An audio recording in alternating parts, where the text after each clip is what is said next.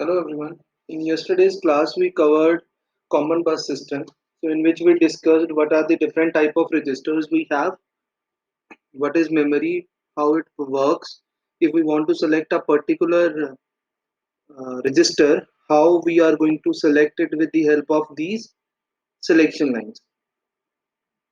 Now the next thing which we have is again the common bus system. The architecture is a little bit different. It is just a different representation. Working is going to remain same. Here the load line is represented by L, increment is represented by I, and clear line is represented by C. Rest everything is going to remain same. It is just a different architecture. Whichsoever architecture you follow in your exam, it is going to work for you. If you make this circuit, it is correct. If you do the second circuit, other circuit, it is fine as well. After this, the next topic which we have, so this is just the illustration of what are the different type of registers and how they are going to work. So we have already prepared the chart for this, that if S2, S1 and S0, how its corresponding values are going to work. So we have already discussed this part. Now next is basic computer instructions. Basic computer instructions. So in which we are having a memory reference instruction first of all. In memory reference instruction, there are three different type of computer instruction formats which we have. First one is memory reference. Second one is a register reference. Third one is input output instruction. Now let us discuss what are these three different types. When in a operand we have a memory location, like if I am writing an instruction and inside that instruction I am having a address. If this address refers to some sort of a memory, then it is known as memory reference instruction. If this address is related to some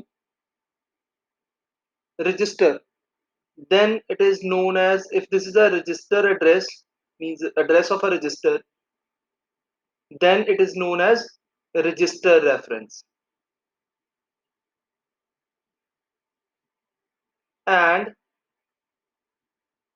if inside this instruction the address which is mentioned, that is for any input output device, that address is for our input output device, we will call it a input output instruction. So that is how we are going to find out that which type of instruction we are going to use. So these are the three different types: memory, register, and input output. So now, how to differentiate between these instructions? How we can differentiate a memory reference instruction from a register reference instruction, and how we can separate the register reference instruction from a input output instruction. That is our next task.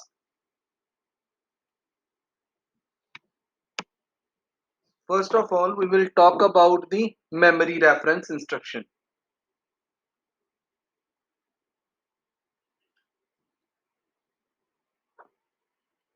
In the case of a memory reference instruction, as we have already discussed, that memory, any type of instruction which we are going to use in this computer will be a 16-bit value. So it is going to start from 0, ending at 15,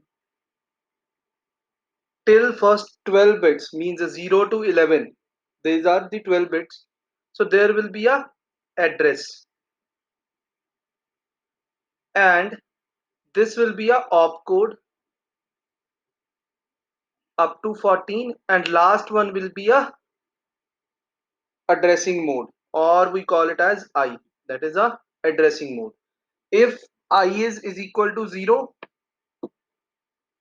then it is a direct address, which we discussed in the last class as well. If I is 1, it is a indirect address. Now this was regarding the direct and indirect address. Now, when we talk about memory reference instructions, so there are different opcodes which we have. There are total 3 bits in it, from 11 to 14. Sorry, from 12 to 14, we are having 3 different bits. So bit number we will have like 14, we will have bit number 13, we will have bit number 20, 12. So how many combinations are possible for three values? They are equivalent to 8. So just don't have this 0 0 1 1 0 1 1 0 0 0 0 1 1 1 and 1. So these are the possible combinations for all these opcodes which we are having. According to the concept which we are having, if we are having the opcode till this point, it is starting from 0 up to 6. Means if the opcode present inside your instruction is starting from 000 and is up to 110, that is this value, then it is known as a memory reference instruction, which is mentioned in your slide as well. So from 000, if the opcode is from 000 up to 110, so then it is a memory reference instruction. Then in the next case, if we talk about the register reference, so I will draw it here only. Now we will talk about the second. This is the first type, this is the second type. Again we are going to have the address. Here we will be having a opcode, and this is I. If it is 0, 11, 12 to 14 and 115, now the instruction will become a register reference instruction. There are now two conditions in this. Now what are those two conditions? First one, the opcode should be 111. This is the first condition, which is opcode should be equal to 111, means which was not present in the case of memory reference instruction. Only that is how we can separate the register reference instruction from memory reference. Memory reference is from 000 up to 110, whereas in the register reference the opcode should be always 1. And there is one another condition on I, that is the direct indirect address. Direct indirect address is only applicable for memory reference instructions. It is not applicable for register reference instructions. The value of I should be 0. This is the case for register reference instruction. If we want to identify a register reference instruction, please be sure that your opcode is 111 and the value of I bit is 0. So only then an instruction is called a register reference instruction. Then after this we have the third type of instruction, which is a input output instructions. Now in the case of input output instruction, it is not that much different from register reference. In this as well we are having two conditions.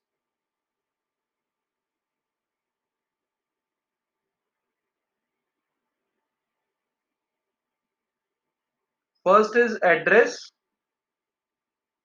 second is opcode. Please remember, in the case of register reference or in the case of input output instruction, we are not going to put this separation between I and opcode. This value is I. Now in this case the condition is opcode should be equal to 111 and the value of I bit should be 1. If the value of I bit is 1, then it is a input output instruction, and the opcode is 111.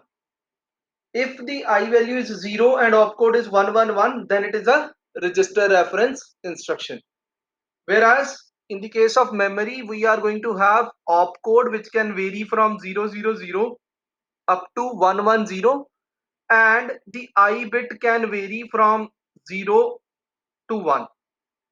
If it is a 0, then it is an instruction along with the direct address. If it is 1, it means it is a memory reference instruction with indirect address. So that is what we have in memory reference, register reference, and input output instructions, or input output reference instructions. Now let us move to the next topic. Now these are some of the instructions which we have. So you need not to remember all of them, but you should be aware about them, that what are the different type of instructions which we have. Now we will talk about this only first. This is the most important part. So the instructions which we have in this is, first one is and, add, load, store.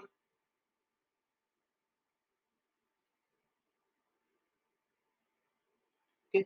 Now there are different short forms which are used in this, like load is known as LDA, as store is known as STA. Then we have after this BUN, branch unconditional. Load, store, branch unconditional. Then after this we have branch store address, and then we have ISZ, increment skip if 0. Now if you have seen, this value is not going to get used, because this value will be used in the case of register reference and in the case of input output instructions. We are not going to use this 111 inside our memory reference instructions.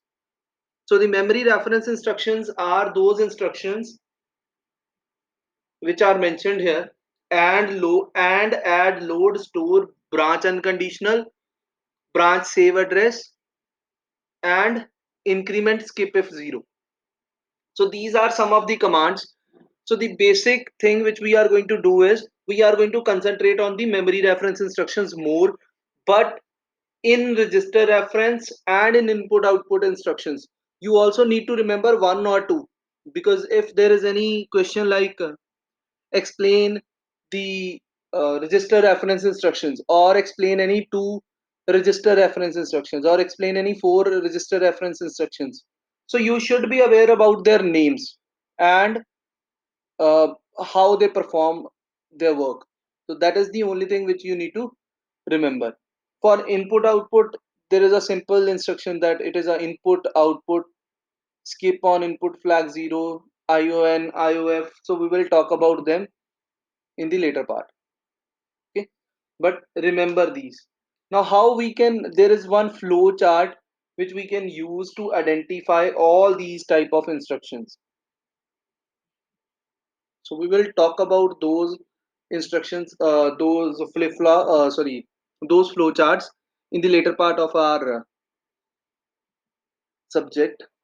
Then the next thing is instruction set completeness. This is an important concept. Now what does it mean? Whatsoever processes your system want to perform, does it have the required instructions with it? If all the type of instructions are present inside your computer and its instruction set is complete, we call this process as a instruction set completeness.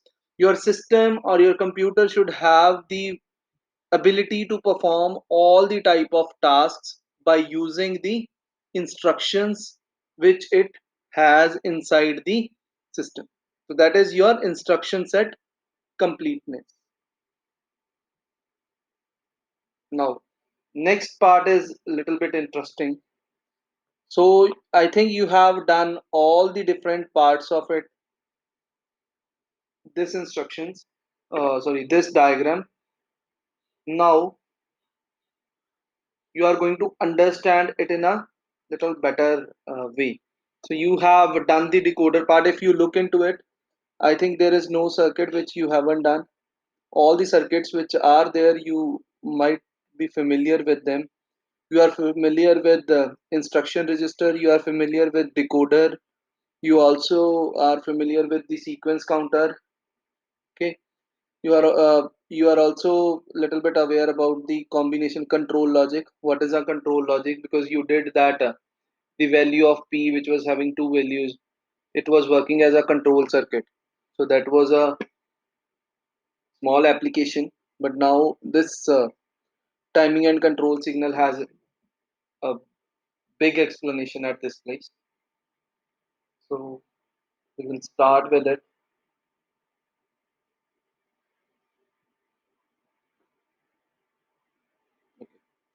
So first of all, whenever an instruction is there inside your computer, it is firstly in the instruction register, which is known as IR.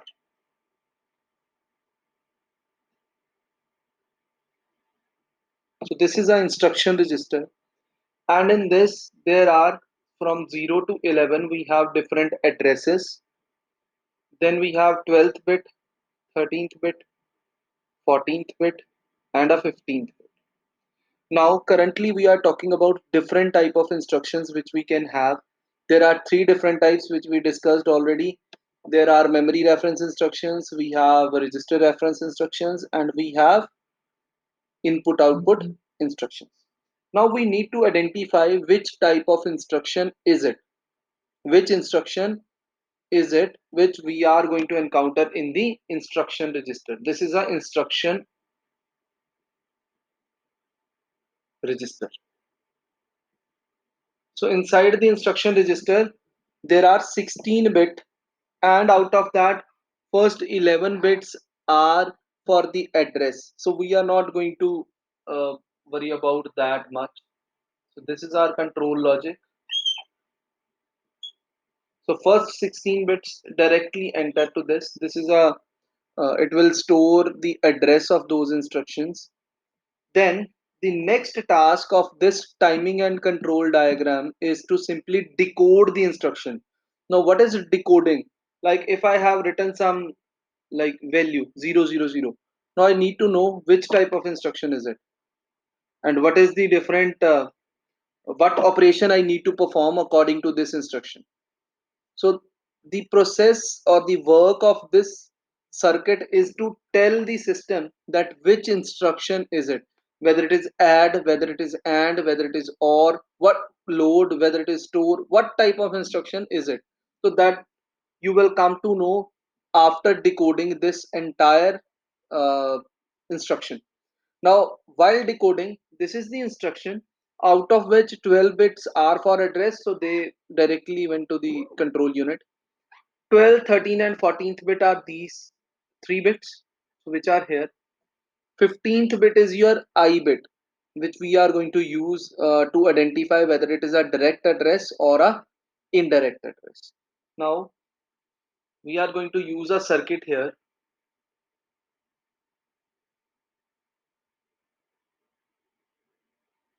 That circuit is 3 is to 8 decoder. Why we are using 3 is to 8 decoder? Because only we are having 3 bits, but the total number of operations which we are having are 8. So the only applicable device which we have which can convert 3 inputs to 7 outputs or 8 outputs is a decoder. So we need to use that decoder. So first bit is 0, then 1, 2, so and so on up to 7, because it is going to start from 0 and ending at 7.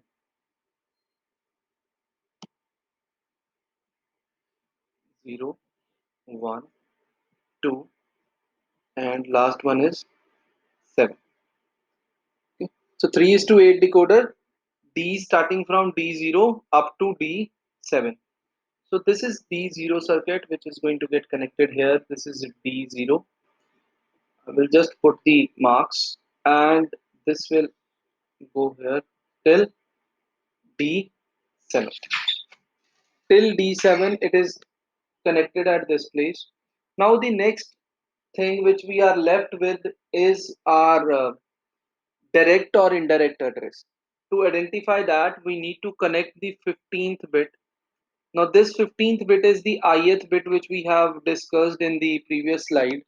So that is the ith bit. Now this ith bit will decide whether it is a direct or indirect address. If the value of I is 0, then it is a direct address. If the value of I is 1, then it is a indirect address. After this, once you, once the this circuit is created, there is another decoder connected with it.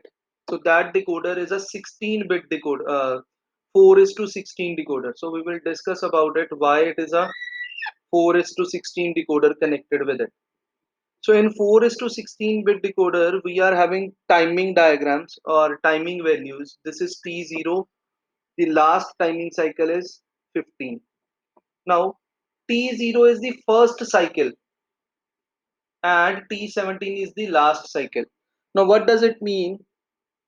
It means that there are 15 different timings on which this circuit is going to work. Like, it is simply labeling this particular process. This is a clock which is moving from 0 to 1, 0 to 1, like this. So this is our T0 first cycle. This is our T1 second cycle. This is T2 third cycle.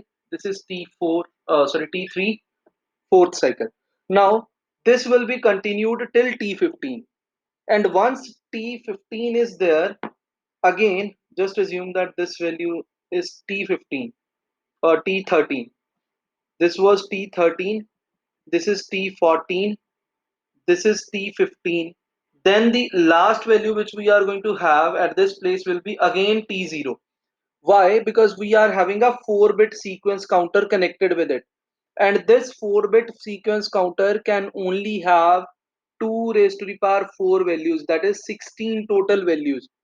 So once it reaches to the total 16 timing cycles, it will clear the value to 0.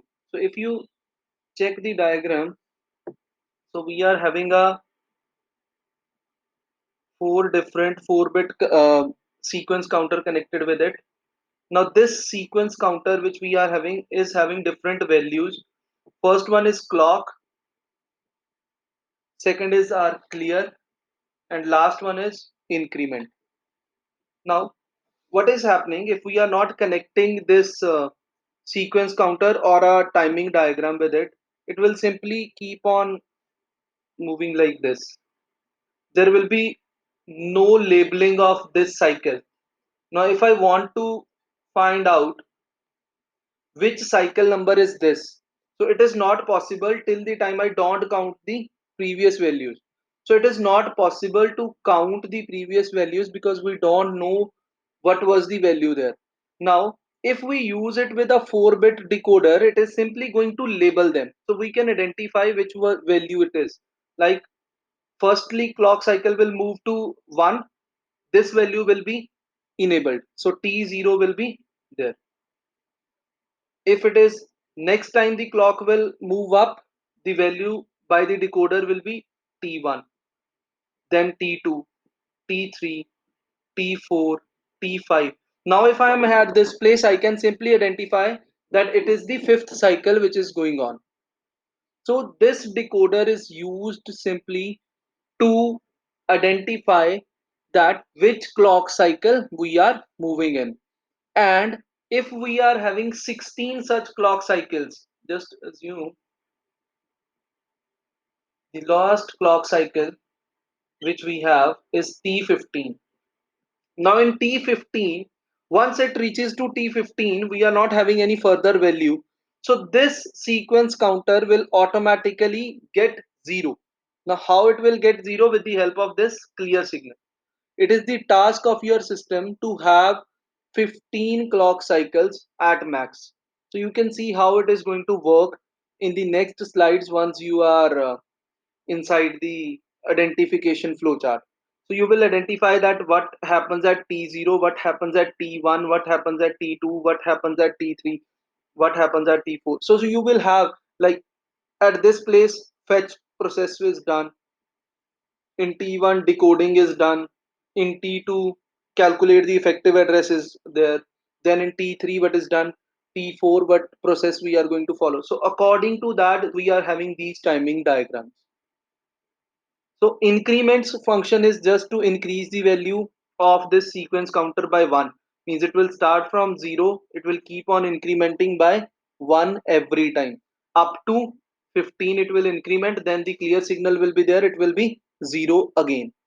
Clock is simply to have these zeros and ones.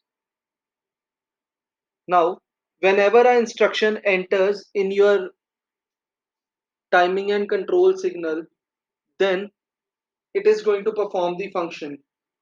Like if in 3 is to 8 decoder we are having all these values as 0, then the first line will be enabled which will tell your system that it is a AND operation. If it is 0 0 1, then D1 line will be enabled which will tell it is a AND operation, add operation. And if it is 1 0, then it is a load line, load operation, LD. Then if it is 1 1 0, then store. If it is 1 0 0, then it is increment ISZ or BUN or BSA. So according to these instructions or these bits, we are going to decide which type of operation is it. So you can also see it in the previous slide that once we are having the AND operation, it is for 0. And add, load, store, bun, bsa, isz all are there, and the value of I can be 0 or it can be 1. So it will simply signify whether it is a direct address or a indirect address. Then this 4 is to 16 decoder is simply used to label the clock cycles which we have. Clock is going to make these ups and downs, clear will be making it 0, INR is going to increment it by 1. So that is it in this circuit which we are having. The next is the timing diagram or timing signal which we are having. So in timing signal we are having all these clocks which we have already discussed. So in the case of T0 it will be something like T0 then up. When T0 signal is enabled it will be like this. If T1 signal is enabled it will be like this, so and so on. Now in the case which we are discussing at this place is D3 T4, at that time sequence counter is becoming 0. So what we are going to see, I will just show it in the slide, you can check it here. When the T4 value is 1, it is the same process which we did earlier, like if the value of P or we did D dot T2, then what we are going to perform R2 from R1. We did an example like this. So it is the similar thing, but now the values are replaced by D3 and T2. When this D3 is enabled, you can see this. D3 is on, and at that time when clock cycle is 4. So fourth clock cycle is here.